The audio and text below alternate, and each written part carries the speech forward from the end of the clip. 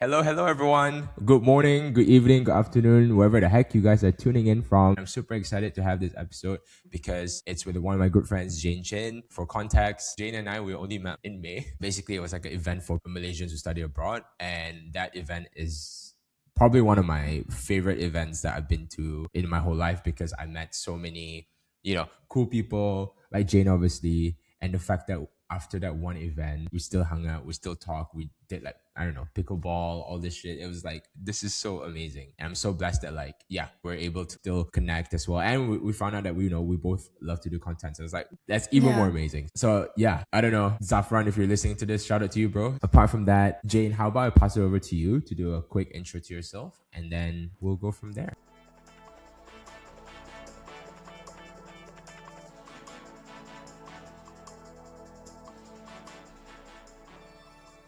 Thank you so much for having me on this podcast. It's such an honor to be in LocKDin with Idris. My name is Jane Chin, and I'm currently working as a social media marketer slash KOL marketing. I'm attaching to a marketing company, typical 9 to 6 day job. And apart from that, I'm also starting out as a content creator where I'm creating mainly personal growth content on social media. Amazing. I usually like to start off with like focusing on your day job first. So you mentioned you're a social media marketing manager and KOL manager as well. For Yes. those who aren't working in that field or who don't understand what those terms are, can you explain like what exactly do you do and how end to end are you involved with it? I'm basically handling different kind of projects. We're working with clients, and right now I'm actually working on a baby monitor brand and also a water bottle brand called Owala. I'm not sure if you've heard of that.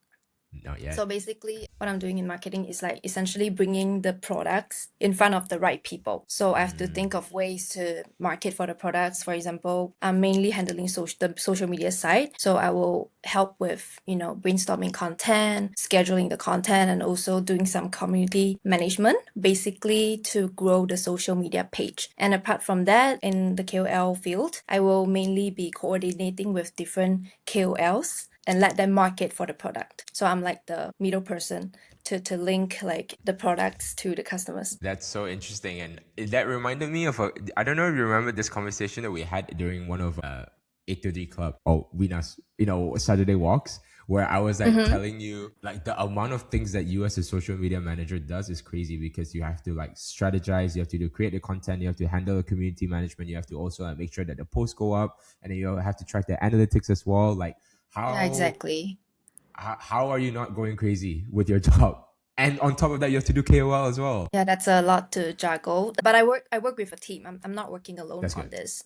Okay. Yeah. So we have a team of designer, we have a e-commerce team. So we work together and it helps to make the work less overwhelming. Gotcha. And how did you even end up being in marketing? Like, was that something you studied before, or did you do an internship and then that piqued your interest to go into marketing as well? Or yeah, talk me through that. Well, it's interesting. I'm not from a marketing background. I actually Okay. studied in mass communication, which is actually very different from marketing. But I've always loved to create content since when I was a kid. And then I really loved social media. I love consuming social media. So I don't know how it came to mind to like to try out as a freelancer in social media marketing. So that's how everything started. I started as a freelance in my uni, and slowly after I graduated, I thought that social media is something that I can do. It really comes natural to me that I transition this into my full time. So it sounds like you basically found something that you had more natural strength in, Yeah. and you also enjoyed it. So then that's why you decided to go into it for full time. Yes. That's cool. That's Yeah. cool. That's really cool. Out of curiosity, marketing for like retail brands, like you mentioned, a water bottle company or baby nutrition, or is that what you said? It's a Baby baby nutrition. monitor. It's a Sorry, tech product. baby monitor. Like Yes. that to me, tech product and actual physical product, they're quite different. So how do you as a marketer think of ways to bring it to the consumers? And also, is it the same method of marketing? Is it different? Like, I'm quite interested about that. Yeah, so in my case, it's a bit easier because the clients that we're working with, they're actually already well known, like at least in the Western countries. So my company is mainly like bringing the Western brands into Asian and also Southeast Asian market, so that they have already established their name abroad. People actually heard about the brands. It's not that hard to market for them, essentially. For social media marketing, I do need to tailor the brand message and make it more localized so that people can actually resonate to it.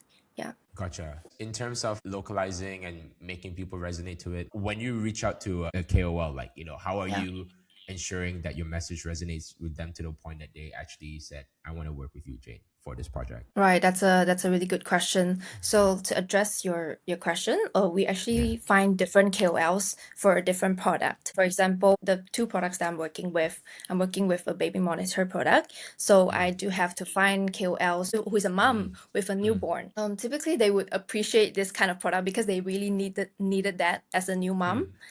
So I would, really try to find the right people who would actually use that product.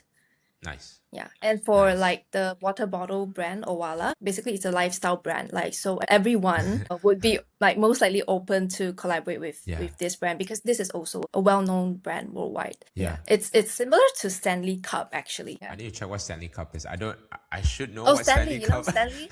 Stanley. Wait. It's a water bottle. Like Okay, one sec. Let me Google this. Yeah, it's okay. I think like women tends to use that more than men, so it's fine if you don't know. Okay, no. Now that you mention it, I understand. But like, I never knew it had a name, and I wouldn't have thought it would be called Stanley out of all names. But no, that's so interesting. Can you walk me through a normal weekday for you from start to finish? Monday to Friday, 9 to 6 for Jane. How does that work? Especially when you're doing multiple things for your job. To give a context, I am working fully remote because my company, they are international agency and they do not have home office in Malaysia yet. So typically my routine from Monday to Friday, I would say that my work flow is actually repeatable because every month I have to find KOLs so that I have a fixed numbers of KOLs to work with each month. So I will plan my time accordingly. For example, in the start of the month, I will have to reach out to the KOLs. And then in the middle of the month, we would have to confirm the collaborations. And by the end of the month, they would have to start posting their content. Yeah, so it's like a rinse and repeat kind of process. And same goes to social media. I have to create a content calendar before each month starts. And then I'll start aligning with the designer to create the content. Yeah. Between social media and KOL management, like which part do you enjoy more? Initially, I thought social media because I like social media. But after working in this job for a while, I realized that I prefer human connection. I prefer to have a human relationship. So I actually prefer KOL more these days. Nice. Okay. In my mind, I don't know if you agree with this, but to me, it sounds like you're doing two jobs at once. I don't know if you view it as two jobs or completely one agree. job. I completely agree. I hope they're paying you well for this, by the way, Jane. Which part of those jobs take the most out of you? But also which part gives you the most energy as well? I would say creating content that actually resonates with people. Basically, like creating content that will perform well. Yeah. Actually takes up a lot of brain energy. And then for KOL, it's the energy is spent, on day-to-day communications with people. So that takes up a lot of time as well. So I would say both parts. It kind of balances out, I guess. Yeah. Interesting. Yeah. Interesting. Right. What I'm curious about is obviously we've had chats about you going into your own personal content journey. Could you share how did you first start balancing your full-time job whilst building up your own personal brand as a content creator as well? So I actually have started creating content since a long time ago, but I created content for fun. Out of passion because I just love to create content going up. And I think it's kind of natural. Like I don't like forced it because I just something in me just wanted to create content. So no matter what job I'm doing, I would always still be creating content. And creating content is really really fun for me, and I don't mind spending the whole day or sacrificing my weekend just to create content. That would actually make me happy, and that actually keeps me from burning out from my day job because I get to do something that I love. It sounds like you have already, like what you said, you've already been creating content even before you started this day job, right?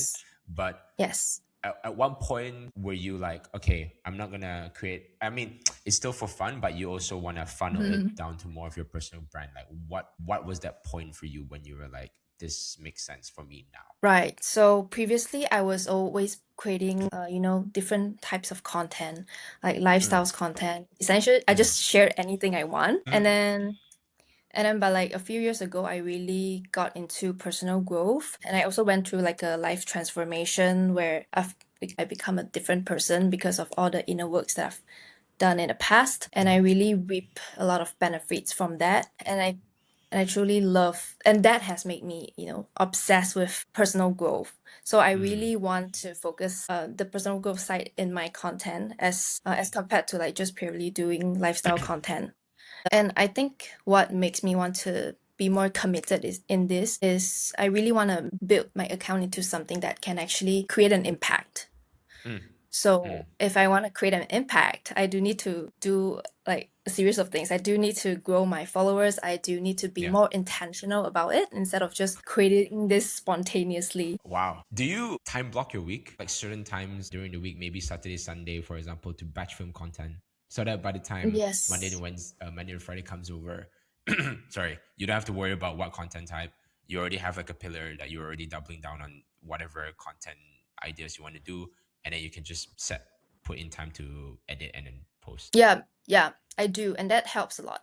I didn't do all of this like when I was just creating for fun, but like now that Yeah. I'm becoming more intentional, I realize that having a system in place is really Yeah. important, especially Yeah. when Yeah. you're working a day job. Yeah, because it's Correct. not easy to work both things at once. Yeah. What I'm also interested in is the fact that your bio says your guide to becoming your higher self. Like what does that mean to you? Great question. The first thing is I really want to have a very clear positioning for my account. So like when people find me, they will know what to expect from this account. And I guess it will be more easy for people who need to see my content to find me. So that's why I use that very description, which aligns with the content direction that I'm doing, which is essentially helping people to step into their higher self. Yeah. Love that. Love that. Do you want me to give a bit of definition of higher self? Because some people might not understand Yeah. that. Oh, yeah. That would Yeah. be great. Thank you. Yeah. So your higher self essentially is the version of you who thinks, acts, and feels in alignment with the life you want to create. And in contrast to the higher self, there's your lower self. And the definition of your lower self is the version of you who is being held back by your fears, your limiting beliefs that stops you from becoming, your authentic self. How would someone make the first step to get to their higher self if they feel like they're at the lower self right now? I would say you really need to spend time alone. I feel like spending time alone is very underrated because you Correct. can get so many values out of being alone. And then when you're alone, you actually can discover so much about yourself. And then from there, you actually realize about your strengths and weaknesses or even like what you want in life, and slowly you can go and search that and to find the resources that you need to help you become the version of yourself that you actually prefer. Basically, what you're saying is having time to be introspective and reflective about, Yes. and also intentional about, like, maybe what is it you want to do better, what is it you want to stop doing, and then once you put it on paper, whatever, put in the work, and then that's when, yeah, you can make the first steps to becoming a higher self. And then you can also watch Jane's content as well for more of those. So yeah. Yeah, thank you. Yes. Yes, that's right. That's right. You're on point. I don't know, like, because I've spoken to some creators already, and I feel like everyone, including myself, and I'm sure you've gone through this, where there's always that cringe moment when you first want to actually start taking content seriously. Did you feel that, or were there moments where you would have start posting more self-help content that's more personal, more catered to what you're doing now? Would you have done it earlier, but you didn't feel like it because of like cringy? You're worried that about what your friends, family, etc. would think. Yeah, I love this topic because I personally go through that. I mean, everyone goes through that because Correct. we just cares about what other people think. Definitely, that there are actually times where I kind of refrain from posting certain things just because I'm worried about what other people think. But I would say having a very strong purpose of why you start is really important to keep you going. Yeah. Because I know a lot of people say, including myself, I also say like, don't care about what other people think. Other people might not. Other people is just like caring about their lives. So you shouldn't spend your lives worrying about what other people think because it's just not helping. But Correct. then I think this thinking only helps until a certain extent because the reality is we are going to worry about what other people think because we are just True. wired for connection as a human. So it doesn't make sense to say that just do not care. So instead of that, I think a better way is to have a very strong why Okay. that will keep you motivated. Nice. And I would say that that purpose will help you to overcome all the fears that you have because purpose itself is important enough to keep you going. Out of curiosity, have you read Start With Why by Simon Sinek? No, but I've heard of Simon Sinek, but I never read his book before. Okay. Because But I know yeah, he that book. preach about this. Yeah. He Yeah. Well, actually, what type of books or podcasts do you read or listen to with regards to this topic? Yes. So I listen to Jay Shetty. Oh, Jay yeah. Shetty. Okay, nice. Yeah. Yeah, and I also listen to Mel Robbins sometimes. Yeah, they're in this personal development space and their advice really help a lot. And I get a lot of insights from the people that they are interviewing as well. So it's really helpful. Nice. I love that. Do you listen to other podcasts? I do. I kind of have to. No, but I'm kidding. I do. But the other podcasts that I listen to are like, some of it is a bit more like tech startup focused, just because like I Okay. feel like if I listen to that every day, it'll make me better during my day job. But then I also listen to like other podcasts that my friends do as well. So yeah, so I'm gonna shout out two podcasts that I know that my friends are doing. Number one is On the Go with Manav, which talks about career journeys, and then the second one is called Not on My CV, which is basically hosted by Maya and Olivia, where they talk about the career journeys of people, but that's not shown in their CVs. So like what the behind the scenes stories, basically. So Sounds really yeah, interesting. Yeah, I'm yeah, gonna I'll check send you their podcast I'll out. send you the links of them after this. Yeah. But also, yeah, guys, you should Yeah. listen to it. Basically, talk to me about the transferable learnings that you've taken from doing your day job, and then and also creating personal content for yourself, and how have you applied that to one another? Because I feel like this is probably the most transferable thing that you have, and also Yeah. out of all my guests as well. Like this is the craziest things. Yes, yeah, there are definitely transferable learnings from one another.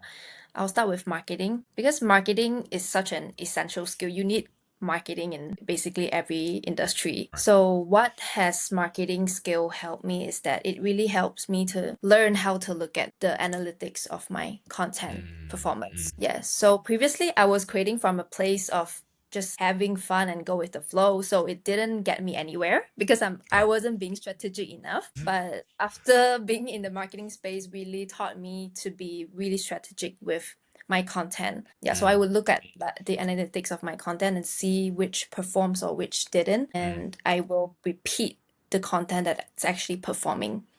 Yeah, so Interesting. this is helpful in this sense. As for the transferable learnings from my content creation to marketing is that I've many experience with creating content, so it helps me to know how to tell story in a better way and make that into a content that I can market for my clients. I have this random idea and I'm gonna ask you this, but this is basically the graph from my recent video, and it says 49% pass at 3 seconds. So what would you, as a social media manager and also as a content creator, like what goes in your brain when you see this graph? 49% of skip rate or 49% of view rate. I didn't catch that clearly.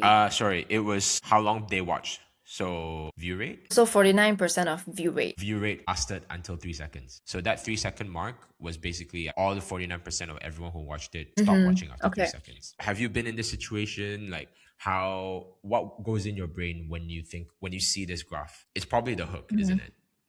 Yes. Yeah. Yes, I would say the hook is really important because people's attention are very short. Yeah. And then if you fail to catch their attention within, say, the first 3 seconds, people are probably gonna skip that. So having a really strong hook, I think, is the answer. So you can experiment with different hooks and see if changing the hooks really helps with spiking up the view rate. And if Yeah. that works, then you can probably use the same hooks. And I would say just to experiment it and to see what actually works. But Gotcha. hooks is really important. That's what I'm trying to do Mm, with my content as well. Like these days, as I'm being more strategic, I'm mm, also experimenting with different kinds of content formats. So mm. every time when I'm creating content, essentially I'm trying my best to make my hooks interesting enough so that people will stay. Yeah. Yeah. So I use a lot of ChatGPT or Claude and just ask for their advice. And what type of hooks have you found work well for you, particularly with the type of content you're posting? Because I've seen so many Mm-hmm. content guides on like Instagram. They always say like try to focus on using negative words because our minds are wired to just look in the negatives, and then that will capture our attention. Things like that. But I'm curious, what have you found works for you? Yeah, I think it depends on what kind of negatives we're talking about because we definitely don't want the audience to feel bad about themselves. Exactly. Yeah, Yeah. yeah, because I believe the foundation of social media content, if you want Mm. to actually make your content perform, you have to make your content entertaining. This Correct. is also, I watched it from somewhere where they said that the foundation of content creation is entertainment. So you True. do really have to make your content very appealing. Mm. So in my case, I'm not sure if that's negative, but I will definitely like put out a people's pain point out there. Like, Yeah. I noticed that. yeah. And then they kind of see themselves in that content and they resonated with it. So Yeah. they're more likely continue to watch it. Yeah, I like when what Yeah. you do with your content style where you put like you have two of you, and then I think it was Yes. like lower self, higher self, just to, Yes. and I feel like Yes. lower self is probably what you mean when you put out the pain points, and higher self is like how to get Yeah. to a higher point.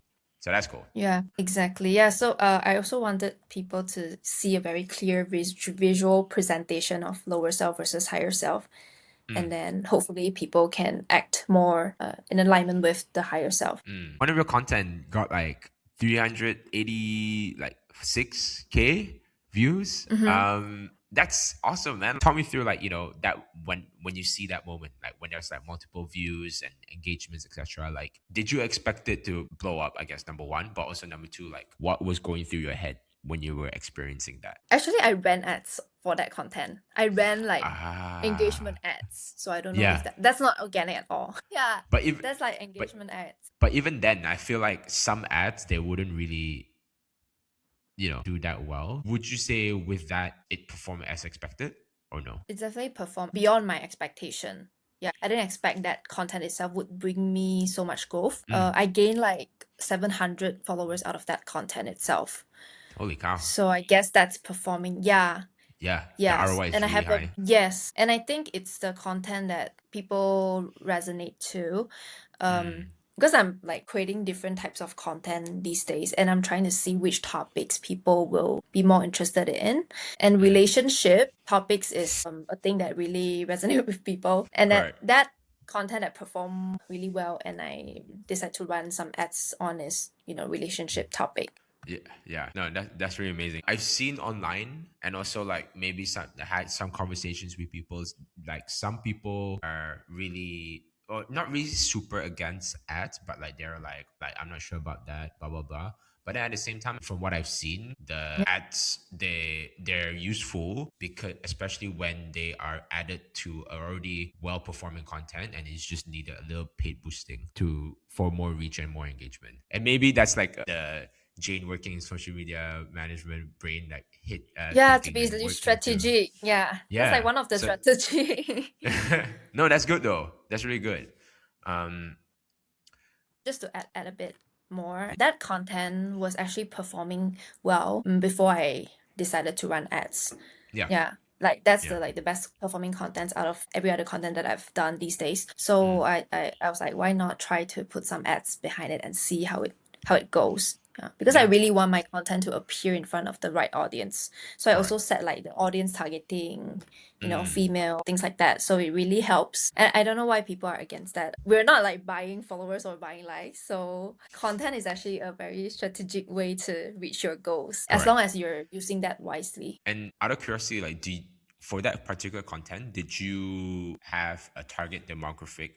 Not, I mean, I know that it was like female, etc., but more like countries. Like, were there specific countries that you were targeting? Maybe because you were already looking at your analytics, and maybe certain countries are already popping up as engagements. So that's why you double down on Yeah. those, or yeah, I'm curious. Yes, so there are a few audiences in different countries that consume my content more. It's Malaysia, Philippines, and then India. I don't know why. Interesting. Yeah, so I actually targeted Philippines for my ads. Nice. I don't know if you saw this. There's this Instagram video I watched where this guy, he just suddenly posted a video and then he noticed in his analytics that audiences in Mm-hmm. Korea were consuming his content.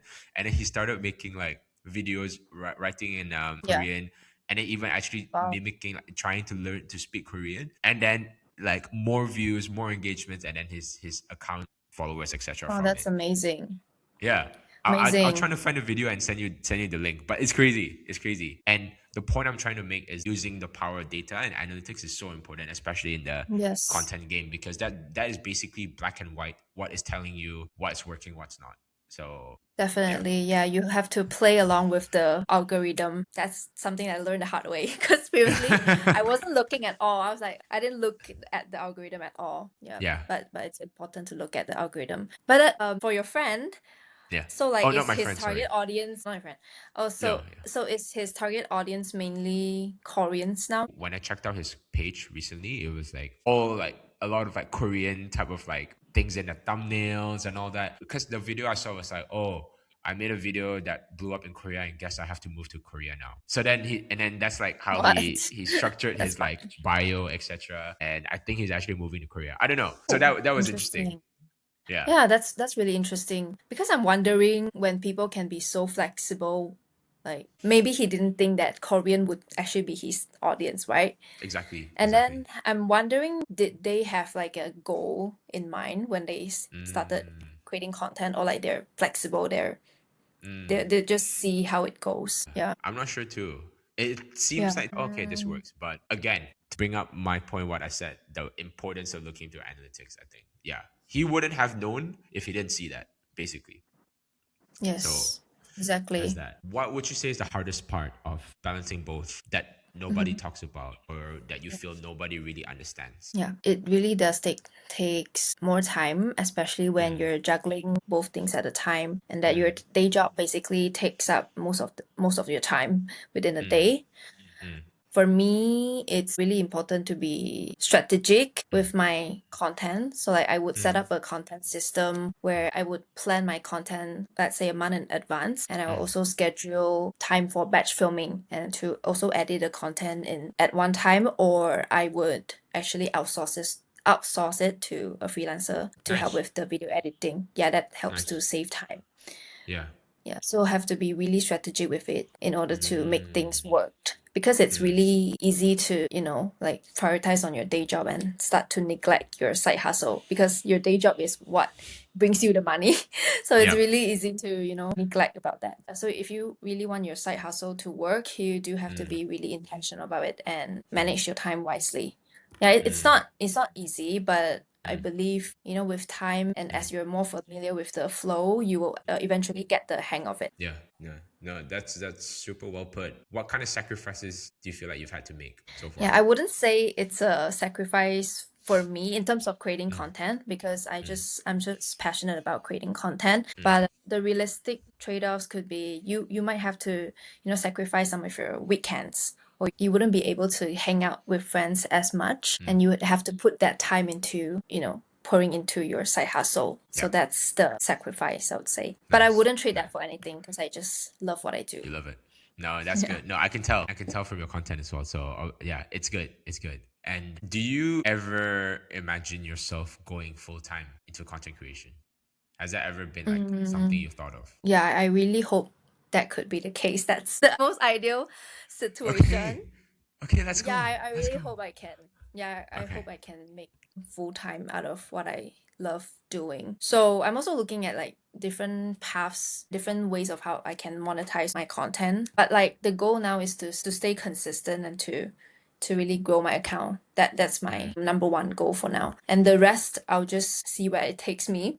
Well, guys, let's all keep rooting for Jane because yeah, we got to make it work. We've seen people who've done it already. So like, it's not impossible. It's just always gonna be Yeah. challenging. But like, it's so worth it when someone gets over there. So fuck yeah, let's do it. I forgot to ask you this earlier, but there's so many moving parts to content creation. Like there's the scripting, there's the strategizing, there's the Yeah. editing, there's the filming, there's a lot of these things that you have to think about. Where would you say is your first love? I like the filming part. I Yeah. like the filming. Okay. Yeah, love filming. I just like to be in front of the camera. Yeah, like so like before even I started creating content more intentionally, I would be filming myself like doing random things. I would film myself while I was traveling and all that. So yeah, I really enjoy to just appear in front of the camera. Yeah, that's the thing that I enjoy the most. Do you feel like you've enjoyed it a lot since you were young as well? Yes, Yeah. yeah, I do. I actually tried to become a YouTuber when I was young.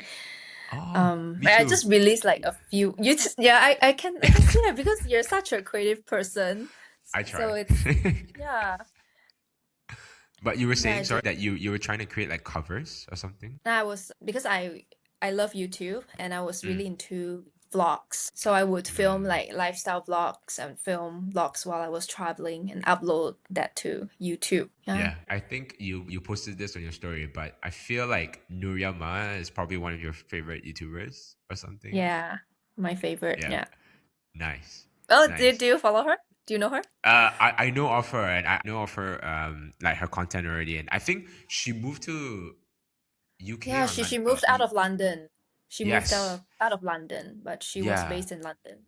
she was based in London, but I think she moved in when I moved to London, and she moved to London as well. So that's why I'm like, oh, okay, this is Oh, cool. Um, yeah. who else do you look up to in terms of inspirations for your content, or just like styles of content that you feel like, okay, this is where I want to head into? I was inspired by Nuria because there was a time that I was really into creating lifestyle content, and she's more of a lifestyle YouTuber. And my Yeah. love from content actually stems from lifestyle.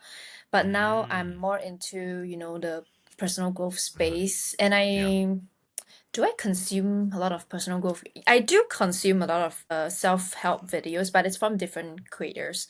But Mm. there's one creators who is also based in London. Her name is Mm. Tam Kaur, Okay. and she's a productivity YouTuber. Yeah, and she really Oh. inspires me a lot.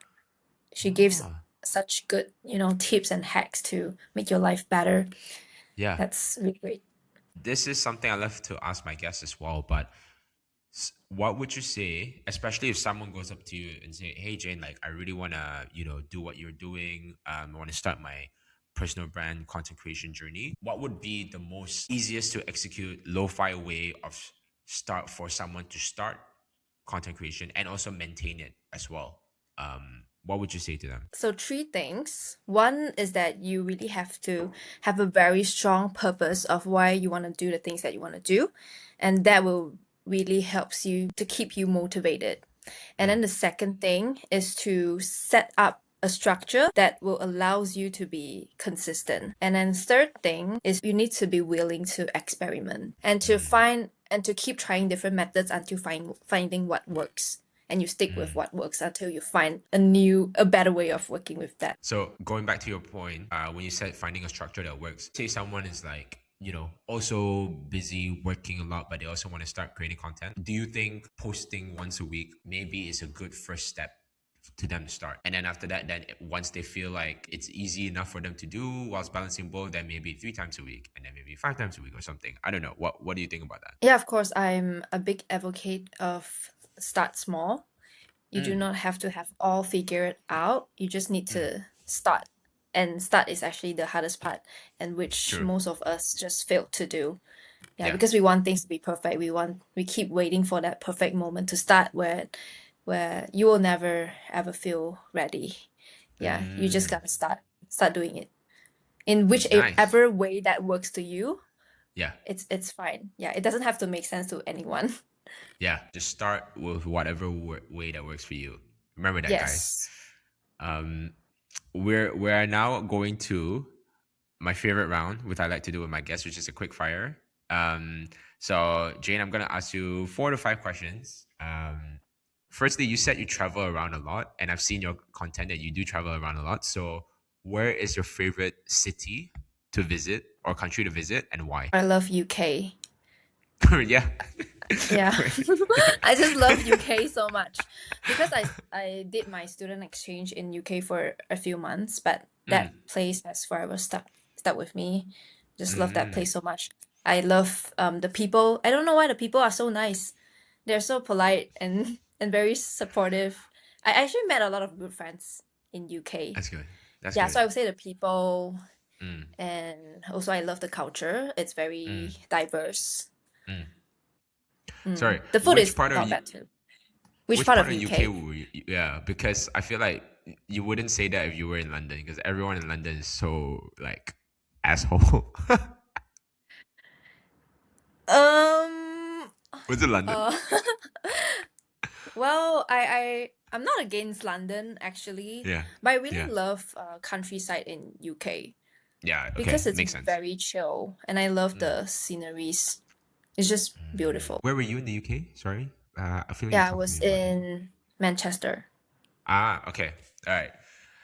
Yeah, people always say people in the north are a bit more friendlier compared to people just in London. Mm. So yeah, and Oh, that makes okay, okay. sense. Yeah, I heard horror stories about London. Yeah, But yeah, people in Manchester are nice. that's good. Um, favorite food or cuisine to eat? Korean fried rice, Ooh, I okay, think. so specific. Yeah. I like that.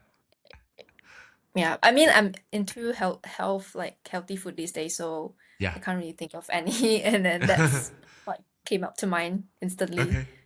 But Nice. I enjoyed that. Enjoyed that. Nice. Um, favorite movie that you've seen recently or of all time? Yeah, Spider-Man. What, Brand New Day? Yeah, yeah. Yeah.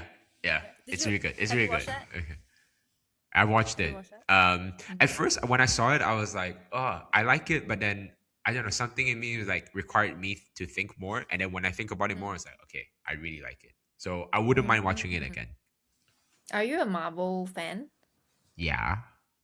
Oh, okay, okay. Wait, is Spider-Man Marvel? Like, cause I'm not like following all of this. Yes. Well, Yeah. so Spider-Man's Marvel, but they're like it's between at least the movies. They're like it's between Sony and the Marvel Cinematic Universe. Sony has the rights, and after Brand New Day's performance in the box office, they will never. I'm telling you, I don't think they will ever want to sell the rights back to Marvel.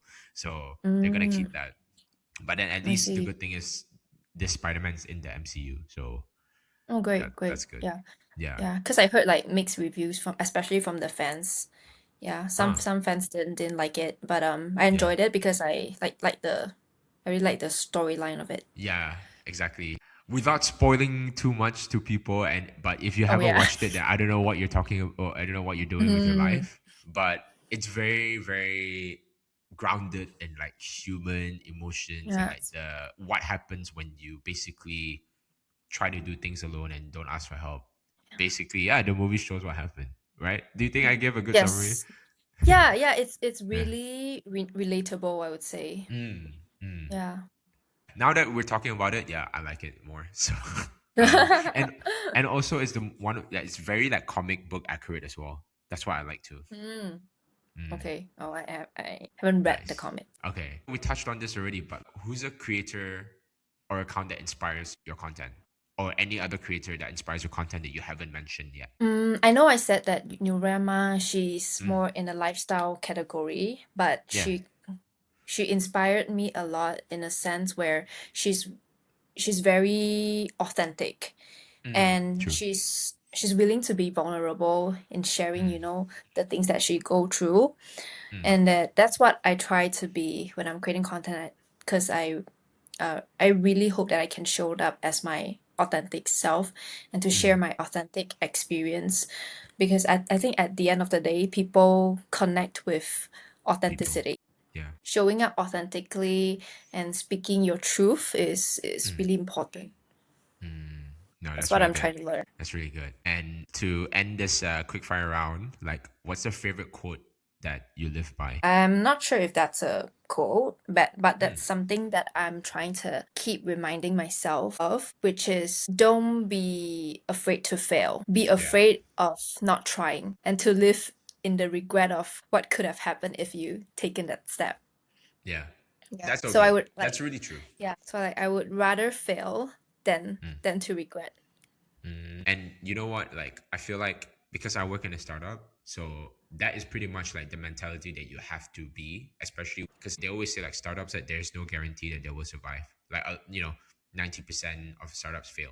So that's Mm, why it's yeah. like you always have to test and then be afraid of failing, learn from that, and then do go again and try and iterate. And I feel like that principle is so applicable to everything. Yes.